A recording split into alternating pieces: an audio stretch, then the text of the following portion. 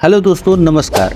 कहते हैं विपत्ति किसी की लाइफ में कभी किसी से पूछ कर नहीं आती। अगर आप अपनी लाइफ के हर विपत्ति से मुकाबला करने के लिए रेडी नहीं हैं तो दोस्तों आप बहुत पीछे हैं। आप बहुत बड़ी मुसीबत में फंसने वाले हैं जिसका आपको कोई अंदाज़ा नहीं है। अगर आप खुशनसीब हैं, आपकी लाइफ में अभी तक कोई बहुत बड़ी मुसीबत नहीं आई है, तो आपको उन लोगों से सीखना चाहिए जिन्होंने उन विपत्तियों को झेला है और उनका सामना किया है। ऐसे ही एक कहानी है दोस्तों जो आपका दिल दहला देगी। ये कहानी है एक झारखंड राज्य के सरायकेला के खरसवां जिले से। ये कहानी है एक छोटी सी बच्ची की, जिस बच्ची की शादी केवल महज 12 साल की उम्र में करा दी जाती है। इतनी छोटी सी उम्र में उसकी शादी बस इसलिए करवा दी जाती है क्योंकि जिस समाज से ये है वहाँ पढ़े लिखे लोग बहुत कम होते हैं। एक ऐसा समाज जो सामाजिक और आर्थिक तौर पर उतना विकसित नहीं होता, तो छोटी सी उम्र में बच्चियों की शादी करा दी जाती है। 12 साल की उम्र में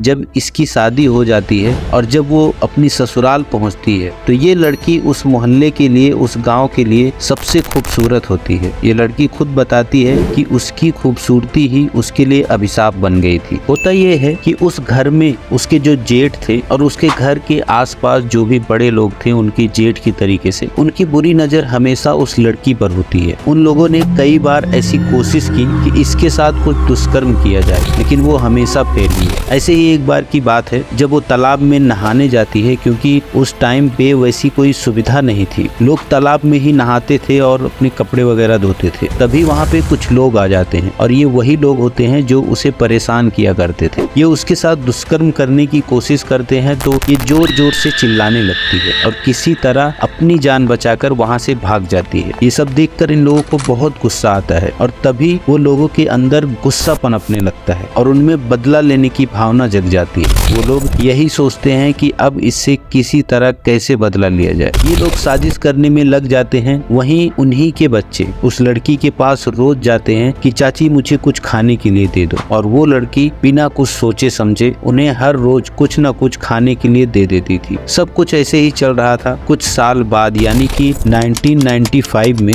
2 सितंबर को उनमें से एक जेठ की बेटी की तबीयत खराब हो जाती और उसका सारा इल्जाम उस महिला पर डाल दिया जाता है कि ये डायन है, इसने कुछ जादू टोना किया है, कुछ खिला पिला दिया है जिससे बच्ची की तबीयत खराब हो गई है। और ये बात पूरे गांव में फैल जाती है और उसके अगले दिन 3 सितंबर को गांव में एक पंचायत बुलाई जाती है और सभी लोगों के बयान के मुताबिक पंचायत भी ये मान लेती है कि ये डायन है और पंचायत उस पर 500 रुपए का जुर्माना लगा देती है। वो महिला डर जाती है लोगों के इस बयान से, क्योंकि उसका साथ देने के लिए वहाँ पर कोई नहीं होता। वो पंचायत को 500 रुपए दे देती है कि कम से कम मेरा पीछा छूट जाएगा और सब कुछ ठीक हो जाएगा, और ये लोग भी शायद उसके पीछे नहीं पड़ेंगे। लेकिन उसके अगले दिन भी 4 सितंबर को जब वो बच्ची ठीक नहीं होती तो उसी शाम को उसके घर में 40 से 50 लोग जबरदस्ती घुस जाते हैं और वो उसके साथ जबरदस्ती बलात्कार और रेप करने की कोशिश करते हैं। उसे घर से बाहर निकाल देते हैं, उसके बदन से कपड़े नोच लिए जाते हैं, उसके कपड़े फाड़ दिए जाते हैं और वैसे ही उसे पूरे गाँव में घसीटा जाता है, उसे मारा जाता है, उसे पीटा जाता है। अगले दिन फिर से पंचायत इकट्ठा होती है और 2 तांत्रिक बुलाए जाते हैं और वो कहते हैं इस महिला को, जिसे वो डायन मानते हैं, उसे मानव मलमूत्र पिलाया जाए, क्योंकि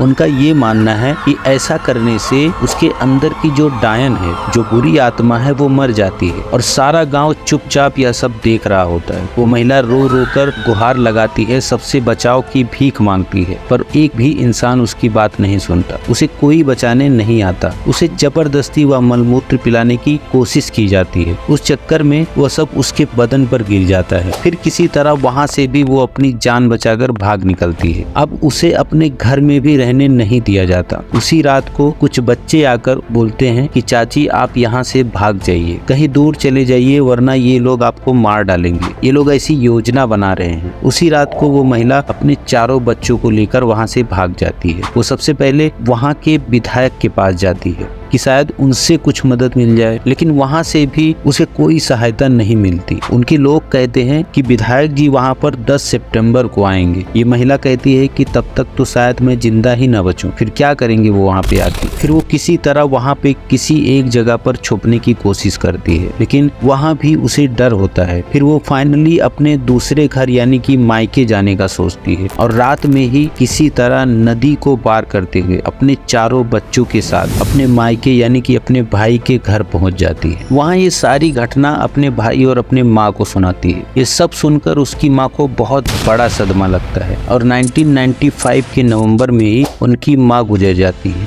माँ के मरने के बाद उस घर में भी अपने चारों बच्चों के साथ उसका रहना मुश्किल सा हो गया था। वहाँ से भी उसे निकलना पड़ता है और उसी गांव के एक पेड़ के नीचे लगभग 8 से 10 महीने तक अपने बच्चों को पालती है। और उनका पति जो था वो दूसरे लोगों के भड़कावे में आकर उसने भी उसका साथ छोड़ दिया था, लेकिन फिर भी वो कभी कभी उससे मिलने आ जाता था। लेकिन 1997 के बाद उसने भी उसका साथ हमेशा के लिए छोड़ दिया। वो महिला उन बच्चों को पाल रही होती है। फिर एक दिन वो कोर्ट पहुंच जाती है, जहां उसकी मुलाकात कुछ सरकारी अफसरों से होती है और फिर जाके वो 1997 में वो फ्लैग के कुछ सदस्यों से मिलती है। फ्लैग एक फ्री लीगल कमेटी थी जो लोगों को फ्री में एडवाइस देती है, गाइड करती है और उनकी सहायता करती है। और उनसे मिलने के बाद महिला की कहानी मीडिया तक पहुंचती है। फिर धीरे धीरे क्षेत्रीय मीडिया द्वारा लोगों को पता चलता है कि इस महिला के साथ क्या क्या हुआ। फिर एक दिन ये कहानी पहुंच जाती है नेशनल जियोग्राफिक चैनल के पास और उन्हें ये कहानी इतना प्रभावित करती है कि वो लोग वो जहाँ पर रहती है वहाँ पे उससे मिलने आ जाते हैं और उसके जीवन पे, उसके संघर्ष पे एक डॉक्यूमेंट्री बनाते हैं। फिर और लोगों को पता चलता है, ये धीरे धीरे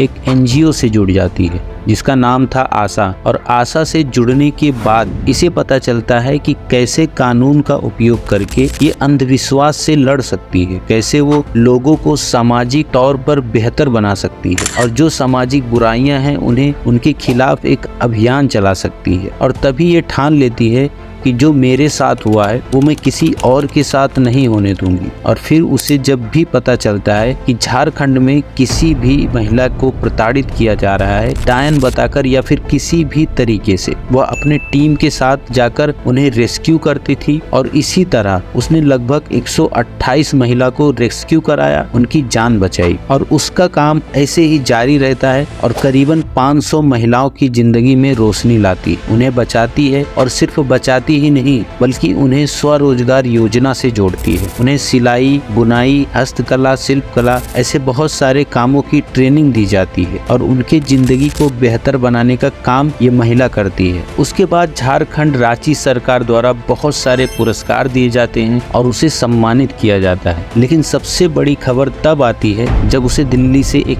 कॉल आता है 2021 में कि मैम क्या आप छुटनी देवी बोल रही हैं? ये महिला बोलती है कि हाँ जी, आपका नाम सिलेक्ट किया गया है पद्मश्री के लिए। और 2021 में भारत सरकार छुटनी देवी को पद्मश्री पुरस्कार से नवाजता है। दोस्तों सोच के देखिए, एक ऐसी महिला जिसे डायन कहा गया, उसके गांव, उसके घर से निकाला गया, जिसके साथ अत्याचार हुआ, जिसने 10 महीने तक पेड़ के नीचे अपने बच्चों को पाला। इतने बड़े सोशल रिजेक्शन के बाद एक आम आदमी आत्महत्या कर लेता या फिर शायद वो डिप्रेशन में चला जाता। और वहीं ये महिला ना ही अपने बच्चों को पालती है बल्कि उन्हें एक अच्छी शिक्षा भी देती है। और हम छोटी छोटी मुश्किलों में फंसकर रह जाते हैं और छोटे छोटे रिजेक्शन से हार मान लेते हैं। कोई ब्रेकअप हो गया तो आत्महत्या कर लेते हैं, एग्जाम में अच्छे नंबर नहीं मिले खुद पे रोते हैं, अपने आप को कोसते हैं। सोचिए जरा, एक महिला जिसे प्रताड़ित किया जाए, उसके कपड़े नोचे जाए, उसे मारा जाए, उसे गाँव में घुमाया जाए और उसे डायन कहा जाए, लेकिन फिर भी वो हिम्मत करके खुद के बलबूते पर किसी की सहायता लिए बिना पद्मश्री तक पहुंचती है। दोस्तों जीवन इसी को कहते हैं। आज आपके साथ क्या हो रहा है ये मायने नहीं रखता, आप किस नजरिए से जीवन को देख रहे हैं वो मायने रखता है। मुश्किलें इंसान को कमजोर बनाने के लिए नहीं आती, वो तो आपके जीवन को एक नया उद्देश्य देने के लिए आती है, आपको परखने के लिए आती है। छुटनी देवी एक ऐसा नाम है जिसे आप सबको जानना चाहिए और इनसे वो सीख लेना चाहिए कि लाइफ में भले कितनी भी मुश्किलें क्यों ना आए, उसका सॉल्यूशन आपके सपनों पे डिपेंड करता है। इसलिए इस वीडियो को इस देश के सारी महिलाओं तक पहुंचा दो क्योंकि यही है महिलाओं के एक रियल हीरो, जो कभी हार नहीं मानते। मुसीबत भले कितनी भी बड़ी हो, उनसे लड़ना जानते हैं। आगे जाके कई लोगों ने इनसे पूछा कि आप आगे जाके क्या करेंगी। इन्होंने कहा कि मेरा अभियान मरते दम तक चलता रहेगा और मैं यही चाहती हूँ कि ये जो अंधविश्वास है ये लोगों में हमेशा हमेशा के लिए खत्म हो जाए। दोस्तों, इंडिया में आज भी बहुत सारे छोटे छोटे गाँव ऐसे हैं जहाँ पर अलग अलग वजह से बहुत सारी महिलाओं को इसी तरह से प्रताड़ित किया जाता है। अगर आप उनकी थोड़ी सी भी मदद करना चाहते हैं तो इस वीडियो को शेयर करना बिल्कुल भी ना भूलिए। दोस्तों, अगर इस कहानी से आपको थोड़ी सी भी सीख मिली है, थोड़ी सी भी वैल्यू मिली हो, तो इस वीडियो को एक लाइक जरूर कर देना। Thank you so much guys, धन्यवाद।